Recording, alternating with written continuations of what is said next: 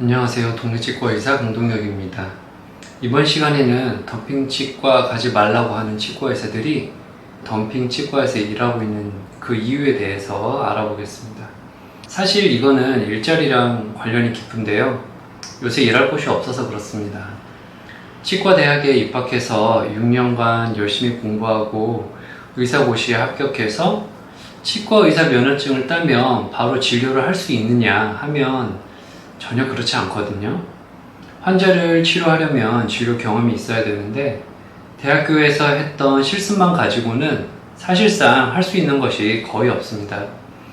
학교에서 하는 실습은 책으로 공부한 이론이 실제로 이렇게 적용되는구나 하는 경험을 해보는 정도고요. 제대로 진료를 하려면 정말 많은 경험이 필요합니다. 경험을 쌓기 위해서는 페이닥터로 취업을 하고 거기에서 가장 간단하고 쉬운 진료부터 경험을 해봐야 됩니다. 예를 들면 어린이들 충치 생기지 말라고 치아 홍매우기를 한다던가 아니면 간단한 충치를 레진으로 치료하는 것부터가 시작되는 거죠. 성형외과로 치면 처음부터 코 수술을 하고 가슴 수술하는 거 아니거든요. 원장님이 수술한 것을 마무리하는 뒤치다꺼리부터 하다가 가장 쉬운 쌍꺼풀 수술을 하고 쌍꺼풀이 익숙해지면 그 다음에는 좀 쉬운 코 수술을 하고 점점 더 어려운 수술로 들어가고 그렇게 경험이 쌓이면서 내가 할 수 있는 치료 범위를 늘려나갈 수 있습니다. 치과도 페이닥터로 일하면서 다양한 경험을 계속 쌓아 나가야 되는데요. 대학병원에 남아서 수련일을 하면 진료 경험을 쌓을 수 있지 않냐라고 반문하는 분도 계실 텐데요. 치과는 의사랑 다르게 모든 사람이 다 수련의가 될 수 있는 게 아니거든요. 의사는 거의 99%가 대학병원에 남아서 수련의가 되고 인턴 생활 중에 전공 과목을 정하고 피부과, 안과, 내과, 외과, 소아과 등 전공할 과를 선택을 하고 그 과에서 또 4년을 공부를 하잖아요. 본인이 원하면서 자리가 있으면 병원에 남아서 전임의로 있으면서 진료 경험을 더 쌓고 나와서 페이닥터로 일하다가 개원하는 경우가 많습니다. 물론 수련의를 한다고 해서 개원할 만큼 충분한 진료를 할 수 있는 것은 아니지만 그래도 약간이라도 대학병원이라는 안정적인 시스템에서 진료를 경험할 수 있다는 것은 치과보다는 나은 것 같습니다. 치과는 의사와는 다르게 누구나 수련의를 할 수 있는 것이 아닙니다. 전체 졸업생의 25%에서 30%만 수련의를 할 수가 있는데요. 근데 또 문제가 뭐냐면 의사는 내가 예를 들어서 피부과나 내과를 전공으로 선택을 했다 그러면 평생 피부과나 내과 진료만 보면 되잖아요. 근데 치과는 신경치료나 레진 치료를 하는 보정과라던가 잇몸 치료를 하는 치주과, 크라운 틀니 같은 것을 하는 보철과, 사랑니 발치하고 턱뼈 부러지면 수술하는 구강외과, 아이들 치료하는 소아치과 등으로 이렇게 과가 나뉘어져 있는데 턱뼈 수술이나 교정처럼 특수한 경우를 제외하면 어느 과를 수련을 하더라도 개원한 다음에는 전공했던 그 과 진료만 하는 것이 불가능하다는 것입니다. 신경치료, 레진치료, 크라운, 틀니, 사랑니 발치, 아이들 치료하고 임플란트 수술에 잇몸 치료 등 이제 이런 다양한 것들을 다 할 줄 알아야 되는데요. 예를 들어서 내가 구강외과를 전공을 했다고 평생 페이닥터로 일하면서 사랑니만 뽑겠다. 아니면 잇몸 치료나 임플란트 수술을 하는 치주과를 전공을 한 다음에 잇몸 치료랑 임플란트 수술만 하고 싶다. 그렇게 해서 큰 병원에 취직하고 페이닥터로 임플란트 수술만 평생 할 수 있으면 좋겠지만 사실 그게 거의 불가능합니다. 나이가 어느 정도 들어서 40대가 넘어가면 웬만한 병원에서는 나이가 많은 페이닥터를 원하지 않거든요. 나이가 들수록 존재감이 강해지기 때문이에요. 제가 지금 40대 중반의 나이인데 50대 중반에 임플란트 수술을 잘하는 원장님을 페이닥터로 쓴다고 생각을 해봐요. 환자분들이 병원에 왔을 때 누구를 원장님으로 보겠습니까? 당연히 저보다는 연세가 있는 50대 페이닥터를 원장님으로 볼 거 아니에요. 어느 조직이든 보스는 자기보다 존재감이 큰 페이닥터를 원하지 않습니다. 옛날에 하얀 거탑이라는 메디컬 드라마에서 장준혁 교수가 수술 실력이 뛰어나서 아래에서 치고 올라오니까 외과 과장이 엄청 견제하던 내용이 있었잖아요. 현실이 그렇습니다. 그러다 보니 나이가 들수록 페이닥터로 계속 일하는 것이 쉽지 않은 거죠. 그나마 나이가 있는데도 불구하고 큰 병원에서 일하는 치과의사는 덤핑 치는 대형 치과에서 어려운 케이스나 젊고 서툰 페이닥터가 사고 친 것을 수습하는 해결사로 일하는 경우를 종종 보곤 합니다.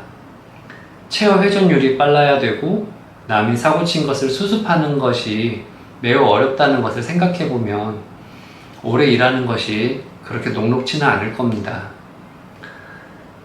제 주변에도 늦게까지 페이닥터로 있었던 동기들이 몇 명 있는데요. 결국에는 다들 개원을 하더라고요. 개원하려면 교정을 제외한 모든 진료를 다 할 줄 알아야 됩니다. 치주과에서 하는 잇몸치료, 임플란트 수술 할 줄 알아야 되고, 보정과에서 하는 신경치료, 레진 치료도 그렇고요. 보철과에서 하는 틀니, 크라운 치료도 다 할 줄 알아야 됩니다. 결과적으로 내가 치과 의사가 되어서 25%만 할 수 있다는 수련의가 되어서 수련받고 전공의가 되었다 하더라도 전공하지 않은 다른 과의 진료도 공부하고 경험할 수밖에 없다는 거죠. 결국 수련병원에서 나온다고 해서 개원에 필요한 진료 경험을 쌓는 것은 거의 불가능하다는 얘기입니다. 그러니 필요한 경험은 페이닥터로 있으면서 그 병원에서 할당해주는 진료를 하면서 경험하는 수밖에 없습니다. 그런데 지금은 페이닥터로 일하면서 진료 경험을 쌓기가 점점 어려워지고 있습니다. 예를 들어서 저보다 한 5에서 10년 위의 선배님들은 페이닥터로 일하면 원장님들이 진료 케이스 많이 주셨고 잘하면 임플란트도 가끔 심어볼 수 있었다고 해요. 당시에는 치과가 지금처럼 많지 않았고 경쟁이 덜 치열하다 보니까 개원하면 환자가 많이 오는 거예요. 그러다 보니 진료비가 많이 나오거나 중요한 환자는 대표 원장님이 직접 진료를 하시고 좀 상대적으로 덜 중요하거나 쉬운 진료는 페이닥터가 하는 거죠. 환자가 충분히 오니까 그렇게 해도 타격이 없었던 겁니다. 근데 점점 경쟁이 치열해지고 그 병원에 오는 환자 수도 줄어들고 하다 보니까 원장님이 페이닥터한테 줄 수 있는 기회가 줄어들게 되었고요. 게다가 이제 인터넷으로 병원을 검색해서 가잖아요. 그러면 병원 후기도 인터넷에 남아있고요. 그러다 보니까 한두 케이스만 삐끗해도 병원 이미지에 타격이 줄 수 있는 겁니다. 그러다 보니 원장님이 한번 심으면 평생 남아있는 임플란트 같은 고급 진료를 페이닥터한테 주기는 힘들겠죠. 그러다 보니 고난이도 치료는 페이닥터가 해볼 기회가 없는 겁니다. 제가 15년 전에 치과의사가 되고 군복무까지 마친 다음에 페이닥터로 나갈 무렵에도 이미 페이닥터 자리가 많이 줄어들었는데요. 그 당시에 유디치과가 굉장히 유행을 했어요. 유디가 어떤 곳인지 아는 분도 계시고 아직 모르는 분도 계시겠지만 네트워크 치과인데 덤핑을 치는 곳이거든요. 근데 대학병원에서 전문의 수련을 받고 나온 분들이 그런 덤핑 치과에서 일하는 것을 많이 봤습니다. 저는 그때 순진하게 그것은 옳지 않다. 저런 불법 네트워크 치과에서 일하지 말아야지 라고 생각만 했었는데 지금 와서 자본주의적인 마인드로 생각을 해보니까 그런 곳에 가면 다양한 진료를 많이 해볼 수 있잖아요. 그렇게 해서 진료 경험을 쌓고 그리고 나서 개원을 하면 개원한 다음부터는 내가 하고 싶은 대로 진료를 하면 되니 아마 그런 생각으로 불법 네트워크 병원에서 일하지 않았을까라는 생각을 하게 되더라고요. 지금은 그때보다 더 경쟁이 치열하니까 이제 치과의사가 되어서 나오는 젊은 선생님들은 정말 기회가 없는 거죠. 전에는 혼자서 개원해도 잘 되어서 페이닥터 한 명 둔 경우가 많았는데 지금은 어지간해서는 페이닥터를 잘 두지 않습니다. 애당초 페이닥터로 일할 자리도 별로 없는 겁니다. 요새 치과에서 유행하는 것이 세미나 하는 건데요. 진료 좀 한다 하는 사람들은 인스타 같은 SNS를 통해서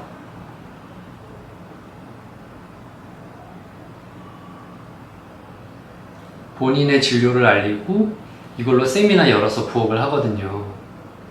핸즈온 코스라고 해서 세미나에서 실습을 할 수 있도록 커리큘럼을 짜고 있어요. 주말 이틀 참석하면 150만원, 200만원인 세미나도 많이 있고요. 임플란트 세미나는 새내기 치과 의사라면 무조건 들어야 되는 필수 코스예요. 그런 건 주로 유명한 임플란트 회사에서 주최하는 것을 듣게 되는데요. 몇 달 동안 주말마다 듣는 이런 세미나는 비용이 몇백만 원인 경우가 대부분입니다. 저도 임플란트 연수 코스에만 거의 1,500만 원 썼어요. 15년 전이에요. 왜냐하면 치과대학 졸업했다고 해서 임플란트를 심을 수 있는 것은 아니거든요. 치과대학의 커리큘럼에는 임플란트에 대한 내용이 거의 없어요. 나머지 치료를 어느 수준 이상 할 수 있어야 임플란트를 이해할 수 있거든요. 그러다 보니 학창시절에 임플란트에 대해서 배우는 내용은 거의 없습니다. 그래서 치과대학 나온다고 해서 임플란트를 심을 수가 없어요. 근데 임플란트 못 심으면 한국에서는 개원이 불가능하잖아요. 외국은 임플란트 심을 수 있는 치과 의사가 따로 있고 대부분의 의사들은 임플란트를 심을 줄을 모릅니다. 근데 한국은 워낙 경쟁이 치열하니까 임플란트 할 줄 모르면 환자가 안 와요. 그래서 모두 임플란트 공부를 합니다. 다들 임플란트를 심을 줄 알죠. 임플란트 할 줄 모르면 개원이 불가능합니다. 임플란트를 할 줄 알아야 되는데 대학에서 배운 거 가지고는 택도 없으니까 세미나 엄청 들어야 됩니다. 세미나 엄청 듣고 실습하고 돈도 엄청 씁니다. 그렇다고 해서 임플란트를 심을 수 있는 게 아니에요. 이게 엄청 슬픈 거죠. 웬만한 큰 치과에서 일해도 임플란트 심어보라고 기회를 주지 않으니까 다들 임플란트 세미나에서 돼지 머리에다가 실습 자꾸 몇 번 해보고 그리고 나서 가족, 부모님, 친인척 동원해서 한 4-5개 심어보고 개원하게 되는 겁니다. 이 기술도 없고 자신도 없으니 굉장히 싸게 임플란트를 하는 수밖에 없죠. 아니면 개원하기 전에 임플란트 시술 경험을 쌓기 위해서 덤핑 치과에 취업하는 수밖에 없습니다. 거기에서 노가다식으로 개발세발 심으면서 경험을 쌓는 것이죠. 대형 네트워크 치과에 취업하는 치과 의사들이 몰린다는 것은 그만큼 개원과가 현실이 녹록치 않다는 것입니다. 이제 최근에야 반도체 호황 때문에 의사라는 직업이 인기가 좀 줄어들기는 했는데요. 여전히 의사는 공부 잘하는 사람들이면 가고 싶어하는 분야잖아요. 제가 일반 의사가 아니라 치과 쪽이라서 의사는 어떤지 아주 정확하게 알지는 못하지만 적어도 분명한 것은 이번 의료 대란에서 치대 정원을 늘리자는 이야기가 안 나온 것인지 한번 생각해 봐야 된다는 겁니다. 그건 이미 포화 상태이기 때문에 그렇습니다. 의사는 빼먹을 만한 단물이 남아있다고 생각을 하니까 의대 정원을 늘리자는 거고, 치대는 그럴 만한 게 없다고 생각을 하니까 여기에 대한 언급이 아예 없는 것이죠. 한의사도 마찬가지일 거고요. 그래서 지금 이제 치과 의사로서 창창한 미래를 꿈꾸는 분들이 많이 있을 텐데 현실은 정말 처절한 생존 게임이고 젊은 치과 선생님들이 개원을 하기 아주 어렵습니다. 제 주변에 젊은 치과 선생님들 보면은 개원을 아예 포기하고 사는 선생님들도 많이 있어요. 예전에는 진료를 많이 할 수 있는 병원에 취업해서 진료 경험을 쌓아서 실력이 있는 치과 의사가 되어서 개원을 하겠다, 실력으로 승부를 보겠다 라는, 어떻게 보면 좀 굉장히 순진할지도 모르는 생각을 하는 사람이 지금보다는 많았던 것 같아요. 저도 그런 생각을 했었고요. 그런데 요새 치과 선생님들은 그렇지 않은 것 같습니다. 인스타 잘해서 본인 이미지 잘 빌드업하고 인지도를 올린 다음에 대형으로 열어서 페이닥터한테 진료시키고 본인은 이름만 걸어놓고 진료 안 하면서 경영만 하고 매출 많이 나오면 그걸 담보로 대출해서 주식이라던가 코인이라던가 이제 투자해서 금융소득으로 수익을 남기겠다. 그런 경우를 상당히 많이 보고 있고요. 이제 뭐 SNS로 본인을 홍보하는 것도 쉽지 않다면 이제 진료 경험에 욕심을 내다 보니 처음부터 덤핑 치과에서 일하는 경우도 많이 있습니다. 덤핑 치과가 영업이 된다는 것은 결국에 거기서 일하겠다는 치과의사가 있기 때문에 가능한 거잖아요. 치과의사가 덤핑 치과에서 일 안 하겠다고 하면 그 치과가 영업이 되겠어요? 결국 각자 도생하기 위해서 덤핑 치과에서도 일하는 것입니다. 많은 치과의사가 덤핑 치과가 의사의 시선에서나 윤리적으로나 도덕적으로 옳지 않다는 것은 알고 있지만 그럼에도 불구하고 본인의 생존 아니면 개원을 위해서 그곳을 선택하는 경우가 대부분이라는 것입니다.